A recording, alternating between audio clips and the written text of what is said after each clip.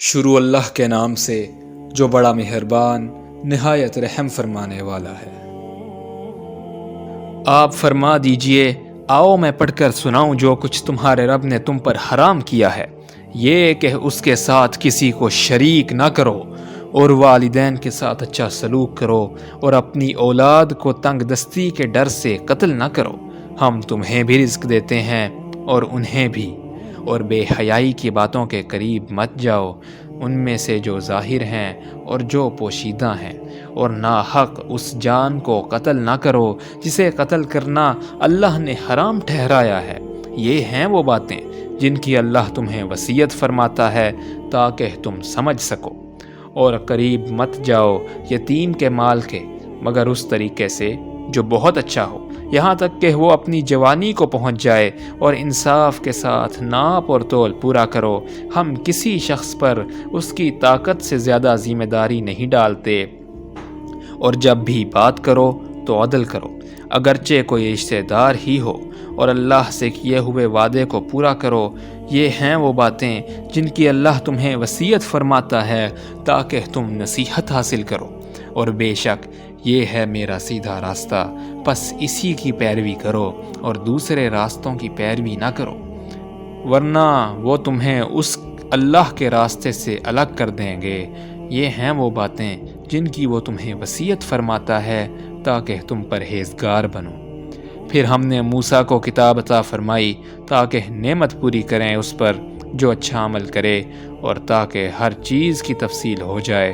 اور ہدایت اور رحمت ہو تاکہ وہ اپنے رب سے ملاقات کرنے پر ایمان لائیں۔ اور یہ برکت والی کتاب ہے جسے ہم نے نازل فرمایا ہے، پس اس کی پیروی کرو اور اللہ سے ڈرو تاکہ تم پر رحم کیا جائے۔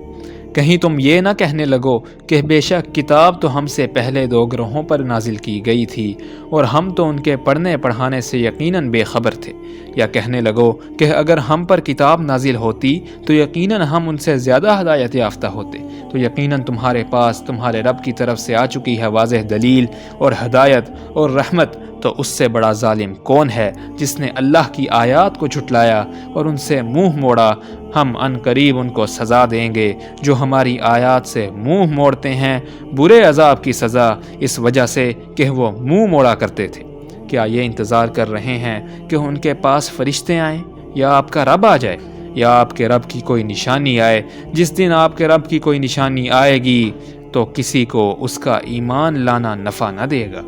جو اس سے پہلے ایمان نہیں لایا تھا، یا اس نے اپنے ایمان کے ساتھ کوئی نیکی نہ کمائی تھی۔ آپ فرما دیجئے کہ تم انتظار کرو، بے شک ہم بھی انتظار کرنے والے ہیں۔